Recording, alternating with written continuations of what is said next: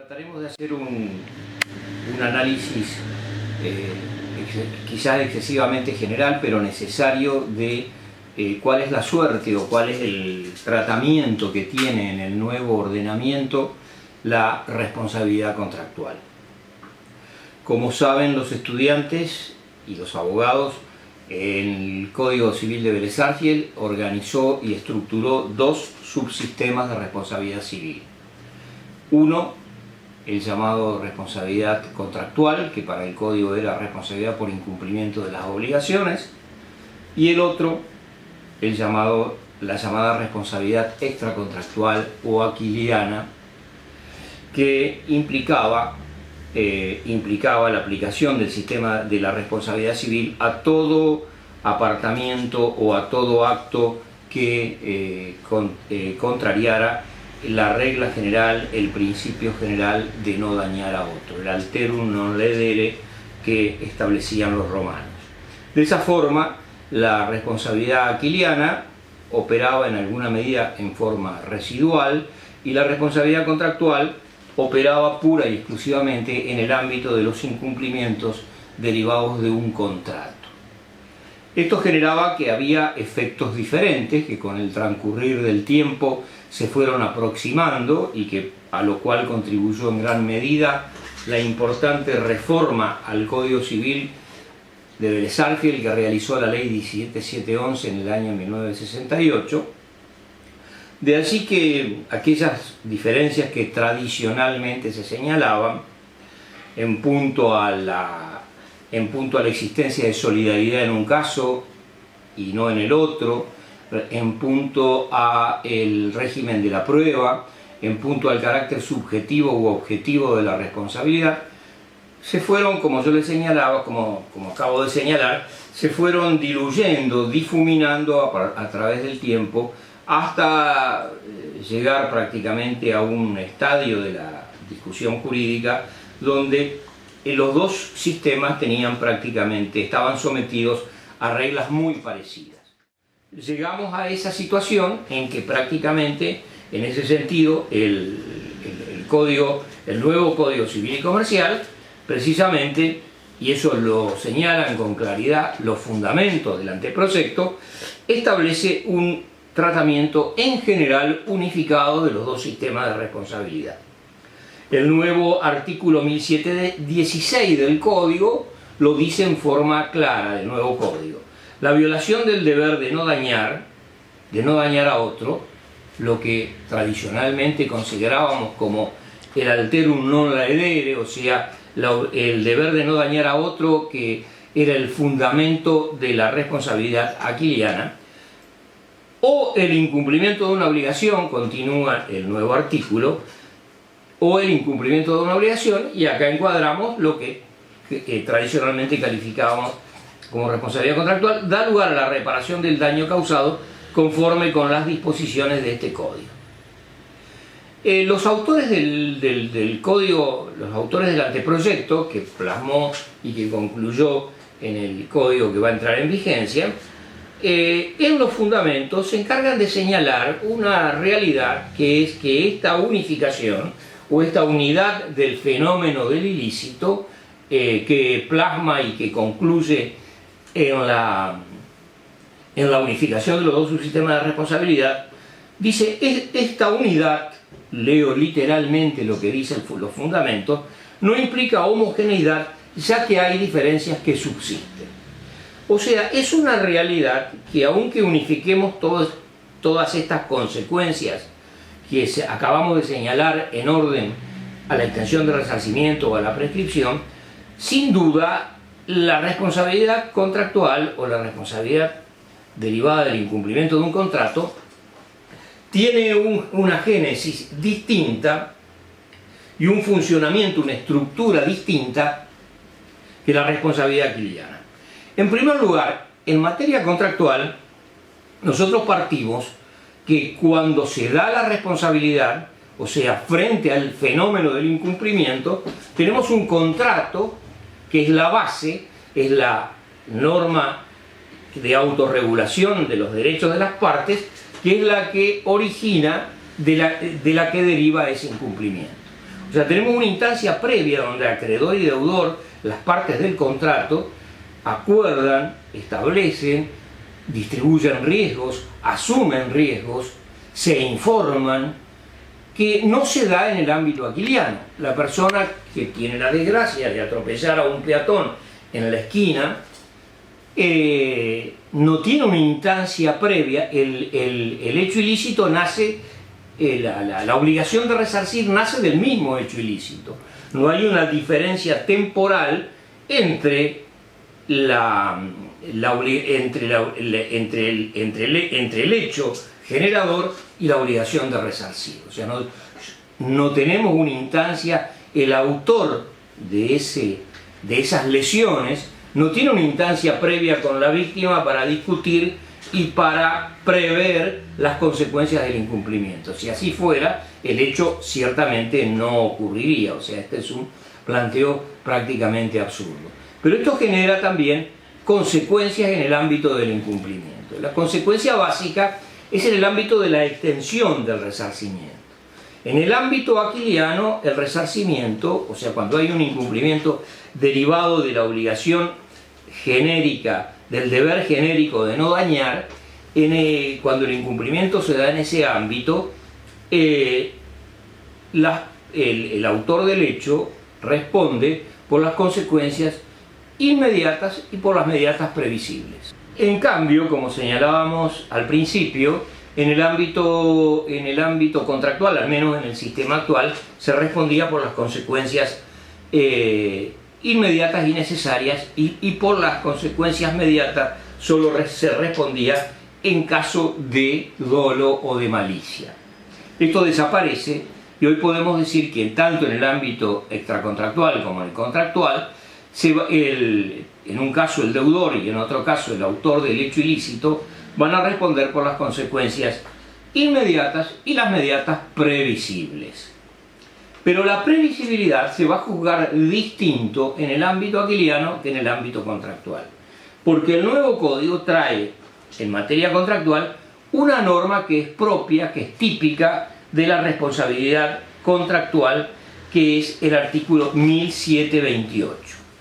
El artículo 1728, que no lo traían los proyectos anteriores y que tampoco lo traía que tampoco lo incorporaba el proyecto del 1998, nos dice que en los contratos, como ustedes ven, con esta aclaración inicial nos está advirtiendo que esta norma es aplicable solo en el ámbito del incumplimiento de la responsabilidad contractual.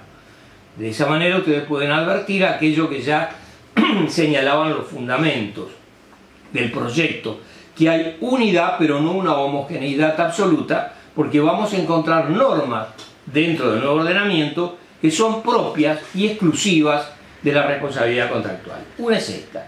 Dice el 1728, como les comencé a leer, en los contratos se responde por las consecuencias que las partes previeron o pudieron haber previsto al momento de su celebración. Como ustedes ven, esta es una norma exclusivamente, como yo les señalaba, aplicable en el ámbito contractual. Esta es una vieja regla que el Código Napoleón lo adopta siguiendo las enseñanzas de un viejo jurista francés, Pothier, que con un ejemplo que ha sido repetido por la doctrina nos explica cuál es la razón o cómo funciona esta regla de la previsibilidad. Él da el ejemplo de un comerciante a quien no se le ha entregado un caballo. Este comerciante, a quien no se le entrega el caballo que él había comprado y en consecuencia media un incumplimiento del vendedor del caballo, pretende que se le indemnice primero el mayor precio de un nuevo caballo que debe comprar, o sea, la indemnización derivada del incumplimiento en sentido estricto. O sea, no me entregaron el caballo, yo ahora ese caballo lo tenía que pagar 1000 y ahora tengo que salir al mercado y ese caballo no vale 1000 sino que vale 1400. Ese es el primer reclamo que hacía, pero también este comerciante demostró o acreditó que con ese caballo él cobraba sus arrendamientos, sus intereses, sus préstamos que realizaba y que en consecuencia pretendió que también se le indemnice la falta de cobro de esos frutos civiles.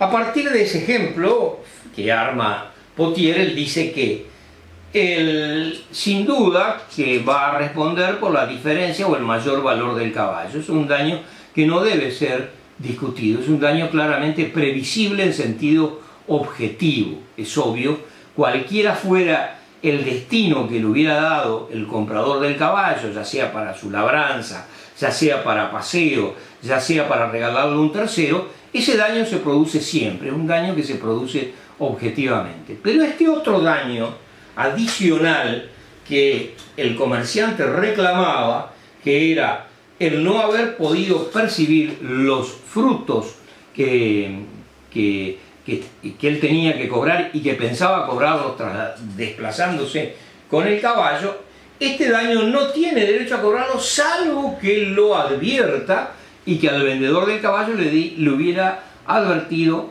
cuidado, que yo este caballo lo voy a afectar a tal destino. O sea que ese daño hubiera sido previsible. Como ustedes ven, este ejemplo, que es un ejemplo antiguo, luego se va a poder reproducir con ejemplos más modernos. En este ejemplo podemos aplicar la regla del 1728. En los contratos se responde por las partes, por las consecuencias que las partes previeron o pudieron haber previsto. Acá, sin duda, debió haber previsto el daño genérico que se le causa por el mayor valor del caballo. Pero lo otro, este comerciante debió advertírselo al vendedor, o sea, debió haber una previsibilidad en sentido estricto, en sentido concreto, para que pudiera ser responsabilizado, porque en ese caso el vendedor podría haber dicho: bueno, yo creo que yo voy a poder cumplir en entregarle el caballo en el tiempo previsto, pero por diversas razones, porque no puedo asumir ese compromiso si yo tengo que pagar ese daño adicional. Fíjense ustedes que esto luego lo toma la jurisprudencia inglesa en dos precedentes. Uno de ellos, el caso Hadley, está citado en los fundamentos del proyecto, o sea que el 1728 se fundamenta en estos dos casos de la jurisprudencia inglesa. Llevan una diferencia de 100 años entre uno y otro. El caso Hadley es de 1854 y el caso Victoria Landry es de 1948. Ustedes saben que el sistema del Common Law no es un sistema codificado, o sea, no trabajan como nosotros podemos trabajar con normas sistemáticas y codificadas, sino que ellos trabajan con el precedente. O sea, para ellos es central, es fundamental un precedente, y un precedente congela en alguna medida los criterios jurisprudenciales por muchos años. Les cuento un poco cómo son los casos, porque esos casos explican adecuadamente esta nueva norma. El caso Hadley, que es de 1854, se trataba del propietario de un molino a quien se le rompe el eje de ese molino. Lleva ese eje a un transportista que se compromete a trasladar el eje desde el lugar donde estaba emplazado el molino hacia la fábrica o hacia la planta que había fabricado el molino para que repare ese eje roto. El transportista se demora por diversas razones, no de mala fe, pero por circunstancias que a lo mejor pueden ser imputables a título de negligencia. El transportista se demora en el envío del eje, y en consecuencia los dueños del molino promueven una demanda millonaria porque dice que esta demora en la entrega del eje en la planta fabril que lo iba a reparar le ha generado a él un lucro cesante enorme, que es la paralización del molino más allá del tiempo razonable del transporte. Los jueces ingleses aplican por primera vez el caso Hadley, es el primer precedente que señala la regla de la previsibilidad. Es decir, no, estos eran transportistas, o sea, gente que transportaba objetos de diverso tipo. O sea, no tenían por qué ellos saber, para que respondan por el incumplimiento debían haber sido advertidos. O sea, el dueño del molino, o los dueños del molino, debieron señalarle que ese eje era central para ellos, que no tenían un eje de repuesto y que la no entrega del eje en el plazo pactado al taller o a la fábrica que lo iba a reparar le podía generar daños de esas características. Y en consecuencia rechazaron la demanda promovida por los dueños del molino. Ustedes se imaginarán que en un molino, la producción de un molino, ese era el único eje, este lucro cesante es un lucro cesante enorme, que realmente se sobredimensiona en relación incluso al objeto que consiste el contrato, que es el traslado de un eje. Luego, el otro caso de la jurisprudencia inglesa, que para mi gusto es más ilustrativo, porque no se olvide que en Hadley los dueños del molino no pudieron cobrar ningún tipo de indemnización. En este otro caso, posterior de la jurisprudencia inglesa, pero que son lo que en el derecho del common law se llaman leading case, es Victoria Landry contra Newman. En Victoria Landry, ¿qué ocurría? Victoria Landry eran los dueños de una tintorería, un negocio de lavandería y tintorería, que deciden comprar una nueva caldera. Tenían calderas antiguas, calderas de capacidad limitada, y deciden comprar una nueva caldera que lo encargan a Newman, que son unos fabricantes de calderas. Newman se atrasa en la entrega de la caldera por diversas razones, también no de mala fe, pero por circunstancias de tipo general, etcétera, que no constituyen casos fortuitos, pero se atrasa en la entrega de la caldera y en consecuencia, a partir de esa demora en la entrega de la caldera, los dueños de la lavandería promueven una demanda contra el fabricante de calderas. ¿Qué le reclaman? Le reclaman en primer lugar el lucro dejado de percibir por la producción normal de esa caldera. O sea, una lavandería en las mismas condiciones y en ese mismo lugar o en esa misma ciudad hubiera tenido con esa caldera una ganancia previsible de tanto. Entonces piden la ganancia normal, piden la ganancia, los beneficios que genera la explotación, que la explotación ordinaria común de la caldera hubiera generado. Hasta ahí vamos bien, primer reclamo. Pero además reclaman y prueban que ellos habían obtenido un contrato con el Estado para la realización de trabajo de lavandería en dependencias públicas, hospitales, cárceles, etc.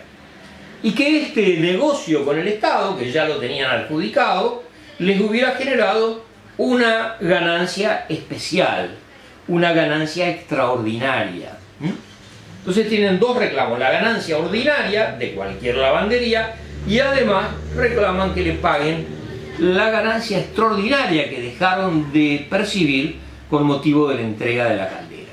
¿Qué hacen los jueces ingleses? Aplican Hadley, pero acá hay un elemento diferente. Dice, sí, usted sí tiene derecho a reclamar las ganancias ordinarias, las ganancias previsibles, que es el beneficio que comúnmente una lavandería hubiera obtenido con esa caldera.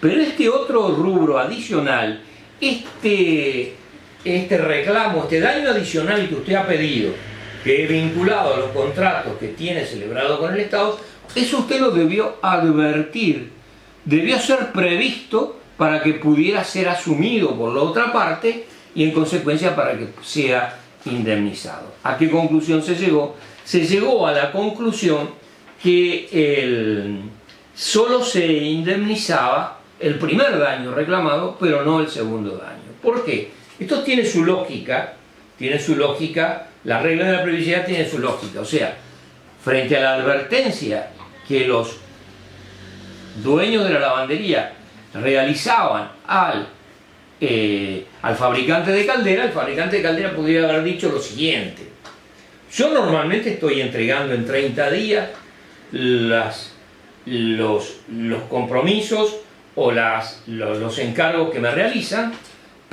y vengo cumpliendo relativamente bien. Pero si usted me dice que si yo no se lo entrego en 30 días, usted va a dejar de tener este gasto extraordinario, ahí charlamos de nuevo. Yo ya no me puedo comprometer en 30 días, yo me tengo que dar un margen. Me puedo comprometer en 60 días. Si usted lo quiere 30 días sí o sí, ya el precio de la caldera no es este precio. Necesito poner personal adicional o tengo que asegurarme frente al incumplimiento. Entonces, esta información que las partes, como derivación del principio de buena fe, deben proporcionarse al inicio del contrato, es la que inspira la regla de la previsibilidad en materia contractual, que es la regla que está contenida con el artículo 1728. Estos ejemplos o estos casos tomados de la jurisprudencia inglesa son los que inspiran, como yo les señalé al principio, el nuevo artículo 1728 del Código Civil y Comercial. Y fíjense, aplicando los dos ejemplos que dimos recién, dicen los contratos, volvemos a reiterarlo o a releerlo, en los contratos se responde por las consecuencias que las partes previeron. En ese primer punto está señalado la previsión en concreto, o sea, en el caso de Victoria Landry, expresamente va a responder de los nuevos contratos o el reclamo adicional en la medida que hubieran sido previstos. O debieron o pudieron haber previsto, segunda parte de la norma. Acá se analiza no la previsión en concreto, sino la previsión en abstracto, en general. Eso es lo que motiva, lo que fundamenta que en Victoria Landry se responda por los primeros daños, por los daños ordinarios que generó la no entrega de la caldera. Para terminar, el artículo 1728 dice que si hay dolo del deudor, la responsabilidad es prácticamente un derecho a una reparación integral del daño causado. Este distingo que hicimos entre previsto o no previsto es válido solo en el incumplimiento no doloso.